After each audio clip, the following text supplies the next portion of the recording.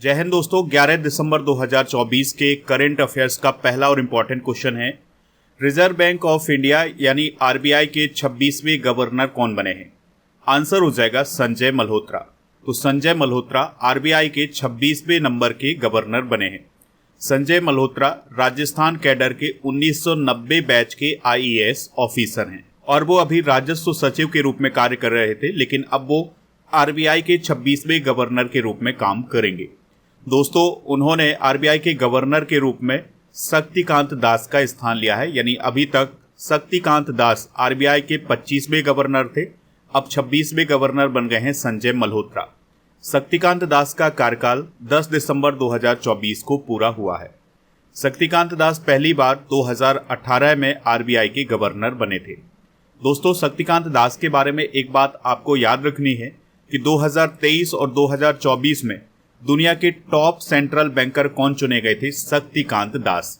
दोस्तों, बात करते हैं आरबीआई की यानी रिजर्व बैंक ऑफ इंडिया की, तो इसकी स्थापना भारतीय रिजर्व बैंक अधिनियम 1934 के तहत हुई है और इसकी स्थापना 1 अप्रैल 1935 में हुई थी।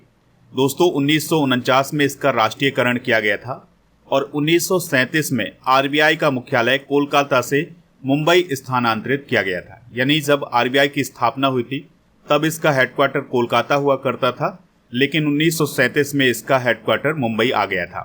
सर ओसबॉर्न स्मिथ आरबीआई के पहले गवर्नर थे और आरबीआई के पहले भारतीय गवर्नर कौन थे? सीडी देशमुख।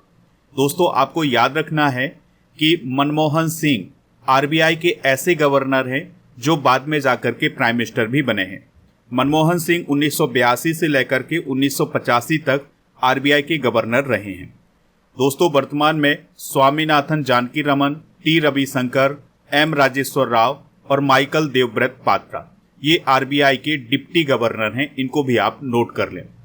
आरबीआई के मुख्य वित्तीय अधिकारी कौन है? सुधा बालकृष्णन। दोस्तों, आरबीआई के बारे में आपको एक पॉइंट और याद रखना है कि आरबीआई विदेशी मुद्रा भंडार का संरक्षक और प्रबंधक होता है। यानी कि विदेशी मुद्रा भंडार का संरक्षक कौन होता है? आरबीआई होता है। बात हुई है नियुक्ति की, तो हाल ही में की गई कुछ महत्वपूर्ण नियुक्तियां डिस्कस करते हैं। तो न्यायमूर्ति D Krishna Kumar Manipur high court के मुख्य न्यायाधीश अभी हाल ही में बने हैं। के संजय मूर्ति भारत के सीएजी बने हैं। दोस्तों, सीएजी को हम नियंत्रक एवं महालेखा परीक्षक या कैग के नाम से जानते हैं। तो भारतीय संविधान के अनुच्छेद 148 से 151 तक सीएजी का वर्णन किया गया है, इस बात को आप याद रखिएगा। Amandeep Johal professional golf tour of India के सीईओ बने हैं और अरविंदर सिंह साहनी इंडियन ऑयल के नए चेयरमैन बने हैं। दोस्तों, सोनू सूद को थाईलैंड के लिए ब्रांड एम्बेसडर और पर्यटन सलाहकार बनाया गया है। जस्टिस संजीव खन्ना भारत के 51वें चीफ जस्टिस बने हैं और हर्षवर्धन अग्रवाल फिक्की के अभी हाल ही में अध्यक्ष बने हैं। दोस्तों, यहाँ पर बात हुई है फिक्की की, तो इसका फुल फॉर्म क्या होता है? Federation of Indian chambers of commerce and industry. इसकी स्थापना कब हुई थी ये भी आप याद रखिएगा। इसकी स्थापना हुई थी 1927 में। आप इस पूरे लेक्चर को बहुत ही ध्यान से लास्ट तक देखिएगा। लास्ट में आपसे क्वेश्चन पूछा जाएगा जिसका आंसर आपको कमेंट बॉक्स में बताना है। अगर आप चैनल पर पहली बार आए हैं तो चैनल को सब्सक्राइब कर लें, बेल आइकन भी दबा लें, जिससे आपको समय पर सबसे पहले नोटिफिकेशन मिल सकेगा। दोस्तों, जो लोग हमसे नए जुड़ रहे हैं उनके लिए बता दें कि आप स्टडी करके ऐप को इंस्टॉल कर लें। इसका लिंक डिस्क्रिप्शन बॉक्स में दिया गया है। तो वहां पर आपको हर महीने के करंट अफेयर्स की ई बुक मिल जाएगी, हिंदी और इंग्लिश दोनों मीडियम में।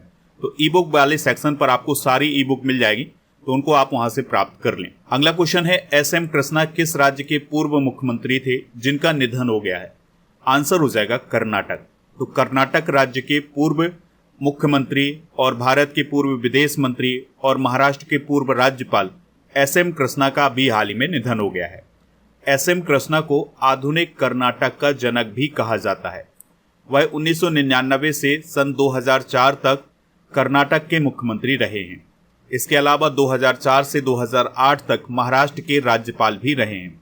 2009 से 2012 तक मनमोहन सिंह की कैबिनेट में उन्होंने विदेश मंत्री के रूप में कार्य किया हुआ है। दोस्तों, उनका संबंध कांग्रेस पार्टी से रहा है, लेकिन बाद में 2017 में उन्होंने बीजेपी ज्वाइन कर ली थी। हाल ही में हुए कुछ प्रमुख निधन डिस्कस करते हैं। तो पुदुचेरी के पूर्व मुख्यमंत्री एमडीआर रामचंद्रन का निधन हुआ है। एसआर समूह के चेयरमैन शशि रुइया का निधन हुआ है। सुप्रीम कोर्ट के पूर्व जज जस्टिस H.S. बेदी का निधन हुआ है। और विश्व प्रसिद्ध मृदंगम विद्वान वरदारा कमलाकर राव का निधन हुआ है। पूर्व सांसद महेंद्र सिंह मेवाड़ का निधन हुआ है, यह राजस्थान से सांसद थे। तमिल एक्टर दिल्ली गणेश का निधन हुआ है। और भारत के पूर्व दिग्गज पोलो खिलाड़ी H.S. सोढ़ी का निधन हुआ है। और प्रसिद्ध सारंगी वादक पंडित रामनारायण का अभी हाल ही में निधन हुआ है। अगला क्वेश्चन है 2024 WTA वर्ष की सर्वश्रेष्ठ खिलाड़ी कौन बनी है? आंसर हो जाएगा आर्याना सबालेंका। दोस्तों WTA का मतलब है वुमेन्स टेनिस एसोसिएशन। तो वुमेन्स टेनिस एसोसिएशन की वर्ष की सर्वश्रेष्ठ खिलाड़ी कौन बनी है? Aryna Sabalenka. ठीक है, उनका संबंध किस देश से है? बेलारूस से है। ठीक है, उन्होंने 2024 में ऑस्ट्रेलियन ओपन और US ओपन में एकल का खिताब अपने नाम किया है। इस पॉइंट को आप जरूर याद रखिएगा। अक्टूबर 2024 में वह विश्व की नंबर 1 महिला टेनिस खिलाड़ी बनी थी और 2024 के अंत तक वह विश्व की नंबर 1 महिला खिलाड़ी रही हैं। बात कर लेते हैं WTA की, यानी वुमेन्स टेनिस एसोसिएशन की। तो इसकी स्थापना 1973 में की गई थी। दोस्तों, महिलाओं की जो टेनिस प्रतियोगिताएं होती हैं उसकी गवर्निंग बॉडी कौन है? WTA। कुछ इंपॉर्टेंट करेंट अफेयर्स डिस्कस करते हैं। तो डेविस कप 2024 किसने जीता है? इटली ने जीता है। ठीक है, और जो डेविस कप है 2024 का, ये किस देश में आयोजित किया गया था? स्पेन में आयोजित किया गया था। इस बात को भी आप नोट कर लें। विली जीन किंग कप 2024 किसने जीता है? ये भी इटली ने ही जीता है। फ्रेंच ओपन 2024 में पुरुष एकल का खिताब कार्लोस अल्कराज ने जीता है, जो कि स्पेन के हैं। और महिला एकल का खिताब जीता है इगा स्विएटेक ने, जो कि पोलैंड की हैं। और मैड्रिड ओपन 2024 में महिला एकल का खिताब जीता है इगा स्विएटेक ने। और पुरुष एकल का खिताब जीता है एंड्री रूबलेव ने, जो कि रसिया के हैं। मियामी ओपन 2024 में महिला एकल का खिताब जीता है डेनियल कॉलिंस ने, जो कि अमेरिका के हैं। और पुरुष युगल का खिताब जीता है रोहन बोपन्ना, जो कि भारत के हैं। और मैथ्यू एबडेन, जो कि ऑस्ट्रेलिया के हैं। इन दोनों की जोड़ी ने मियामी ओपन 2024 में पुरुष युगल का खिताब जीता था। ऑस्ट्रेलियन ओपन 2024 में पुरुष एकल का खिताब जीता है इटली के जेनिक सिनर ने। और महिला एकल का खिताब जीता है बेलारूस की आर्याना सबालेंका ने। विंबलडन ओपन 2024 में पुरुष एकल का खिताब जीता है कार्लोस अल्कराज ने, ये स्पेन के हैं। और महिला एकल का खिताब जीता है बारबोरा क्रेजिकोवा ने, जो कि चेक रिपब्लिक की है। US ओपन 2024 में पुरुष एकल का खिताब जीता है जेनिक सिनर ने। और US ओपन में महिला एकल का खिताब जीता है बेलारूस की एरिना सबालेंका ने। ठीक है, तो ये कुछ इंपॉर्टेंट करंट अफेयर्स हैं टेनिस से रिलेटेड, इनको आप नोट कर लें। अगला क्वेश्चन है BCCI के अंतरिम सचिव कौन बने हैं? तो देवजीत सैकिया अभी हाल ही में BCCI के अंतरिम सचिव बनाए गए हैं। दोस्तों, जो देवजीत सैकिया हैं वो वर्तमान में BCCI के ज्वाइंट सेक्रेटरी हैं, लेकिन उन्हें अब BCCI का अंतरिम सचिव भी बनाया गया है, यानी इंटरिम सेक्रेटरी भी बनाया गया है। उन्होंने जय शाह की जगह ली है। जय शाह 1 दिसंबर 2024 को ICC के चेयरमैन बन गए हैं। तो BCCI का जो सचिव का पद था वो खाली हो गया था, अब उनके स्थान पर देवजीत सैकिया आए हैं। देवजीत सैकिया एक वकील हैं और असम के लिए वो घरेलू क्रिकेट भी खेल चुके हैं। दोस्तों, BCCI की बात करें तो इसका फुल फॉर्म होता है board of control for cricket in India. तो भारत में जितनी भी क्रिकेट आयोजित की जाती है उसकी गवर्निंग बॉडी कौन है? BCCI। इसका मुख्यालय है मुंबई, महाराष्ट्र में। अध्यक्ष हैं रोजर बिन्नी। सचिव हैं देवजीत सैकिया, ये अंतरिम सचिव हैं। उपाध्यक्ष हैं राजीव शुक्ला। कोषाध्यक्ष हैं आशीष सेलार। संयुक्त सचिव हैं देवजीत सैकिया। और IPL के अध्यक्ष हैं अरुण धूमल। मुख्य कोच हैं भारतीय क्रिकेट टीम के गौतम गंभीर। और मुख्य चयनकर्ता हैं अजीत अगरकर। अगला क्वेश्चन है सुनीत मेहता किस देश में भारत के हाई कमिश्नर बने हैं? आंसर हो जाएगा फिजी। तो फिजी में भारत के हाई कमिश्नर कौन बने हैं? सुनीत मेहता बने हैं। वो अभी ऑस्ट्रेलिया में काम कर रहे थे और अब वो फिजी में भारत के हाई कमिश्नर के रूप में कार्य करेंगे। यहाँ पर बात हुई है फिजी की। तो दोस्तों, फिजी दक्षिण प्रशांत महासागर के मेलानेशिया में एक द्वीपीय देश है। ठीक है, तो यहाँ पर स्थित है फिजी। ये ऑस्ट्रेलिया है, यहाँ पर न्यूजीलैंड है और यहाँ पर स्थित है फिजी। दोस्तों, इस देश ने 10 अक्टूबर 1970 को यूनाइटेड किंगडम से स्वतंत्रता हासिल की थी। कैपिटल है इसकी सूबा। फिजियन डॉलर यहाँ की करेंसी है। प्रधानमंत्री हैं सिटिवेनी राबुका। अभी 2024 में राष्ट्रपति द्रौपदी मुर्मू जी को फिजी के सर्वोच्च नागरिक सम्मान द ऑर्डर ऑफ फिजी से सम्मानित किया गया है। ठीक है, तो ये जानकारी आप नोट कर ले।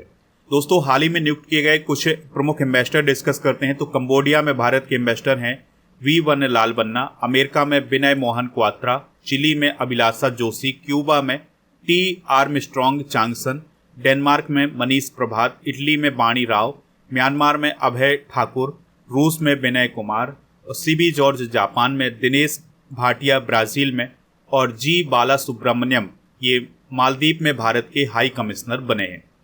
अगला क्वेश्चन है, कलेगनार हस्तशिल्प योजना किस राज्य में शुरू की गई है? तो यह योजना तमिलनाडु राज्य में शुरू की गई है। तो कारीगरों और शिल्पकारों को समर्थन देने के लिए तमिलनाडु सरकार ने कलेगनार हस्तशिल्प योजना शुरू की है। हाल ही में शुरू की गई कुछ प्रमुख स्कीम से डिस्कस करते हैं। जैसे सेफ सिटी प्रोजेक्ट की शुरुआत उत्तर प्रदेश में हुई है, खाद्य सुरक्षा अभियान की शुरुआत मेघालय में हुई है, जमरानी बांध परियोजना की शुरुआत उत्तराखंड में हुई है, नई चेतना 2.0 अभियान की शुरुआत ग्रामीण विकास मंत्रालय ने की है, अबुआ आवास योजना झारखंड में, प्रोजेक्ट अभिनंदन अभियान एयर इंडिया के द्वारा शुरू किया गया है, नमो शेतकारी महासम्मान निधि योजना महाराष्ट्र में शुरू हुई है, पॉलीटेक्निक चलो अभियान उत्तर प्रदेश में शुरू हुआ है और लेक लड़की यानी प्यारी बेटी योजना महाराष्ट्र में शुरू हुई है। अगला क्वेश्चन है, INS तुसील किस देश ने बनाया है जिसको भारतीय नौसेना में भी हाल ही में शामिल किया गया है? आंसर हो जाएगा रूस। तो रूस ने बनाया है INS तुसील।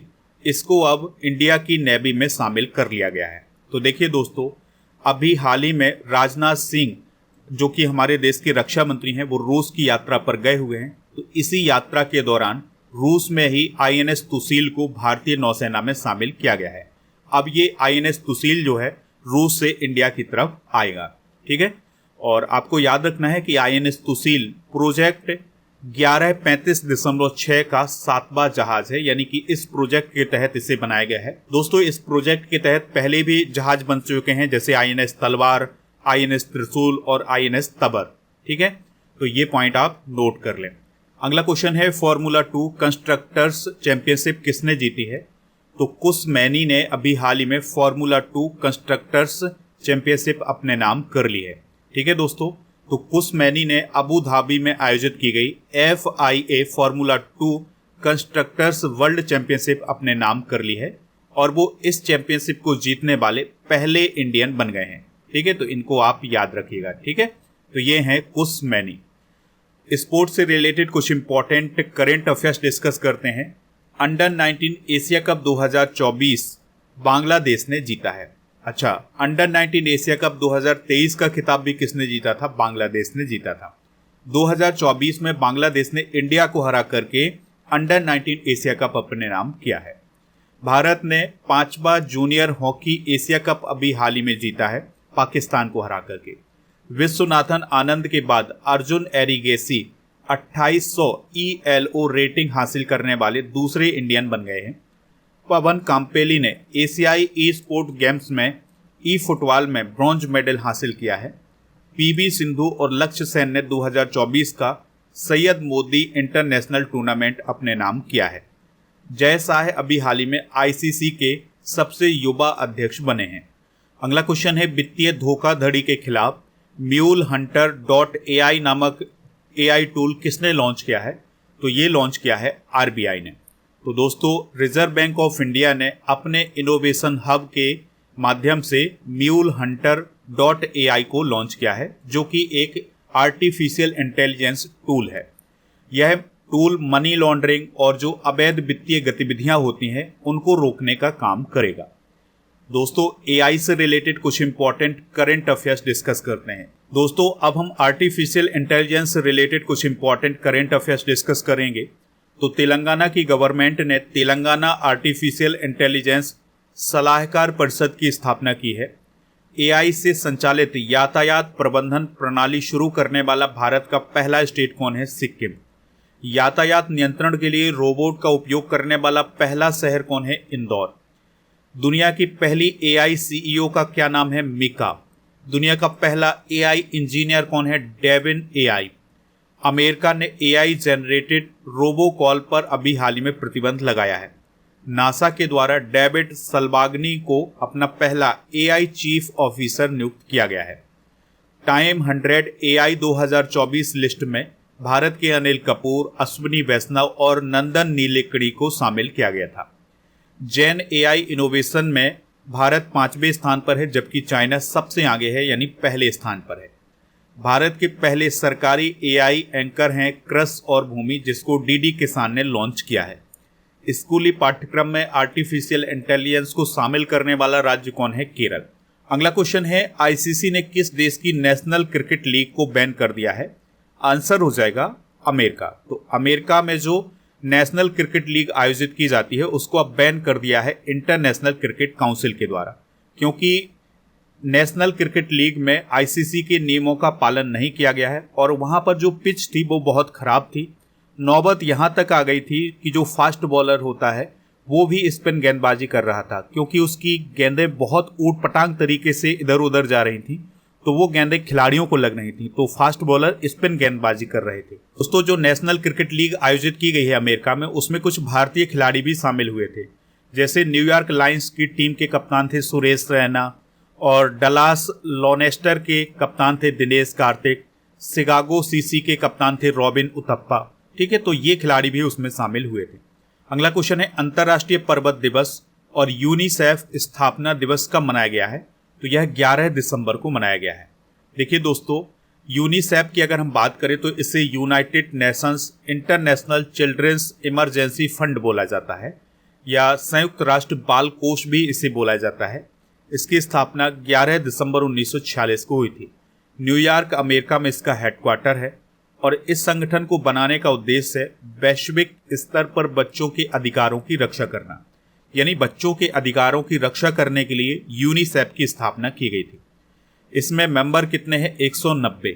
और भारत में यूनिसेफ की नेशनल एम्बेसडर कौन है? करीना कपूर खान। ठीक है, तो ये सारी इंफॉर्मेशन आप नोट कर लें। तो अब हम डिस्कस करेंगे दोस्तों कल के करेंट अफेयर्स को। तो कल का पहला क्वेश्चन था, जॉन महामा किस देश के राष्ट्रपति बने हैं? तो वो घाना के राष्ट्रपति बने हैं। मानवाधिकार दिवस कब मनाया जाता है? 10 दिसंबर को। Rimtalba Jean Emmanuel Ouedraogo किस देश के नए प्रधानमंत्री बने हैं? Burkina Faso. Nebraska state capital में किसकी प्रतिमा का अनावरण किया गया है? Mahatma Gandhi. UBS billionaire ambitions report 2024 के अनुसार भारत में अरबपतियों की संख्या कितनी है? 185। राहुल नार्वेकर किस राज्य की विधानसभा के अध्यक्ष बने हैं? महाराष्ट्र। एमडीआर रामचंद्रन किस राज्य कैंसास प्रदेश के सीएम थे जिनका निधन हो गया है? पुदुचेरी। राइजिंग राजस्थान वैश्विक निवेश सम्मेलन 2024 का आयोजन कहाँ किया गया है? जयपुर में।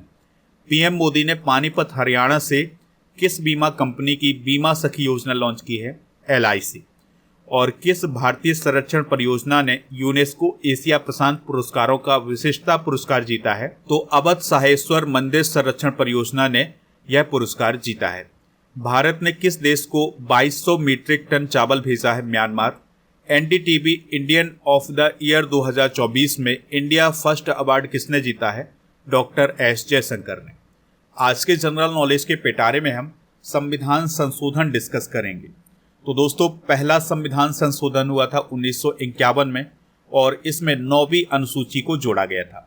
7वां संविधान संशोधन हुआ था 1956 में और इसमें भाषाई आधार पर राज्यों का पुनर्गठन किया गया था।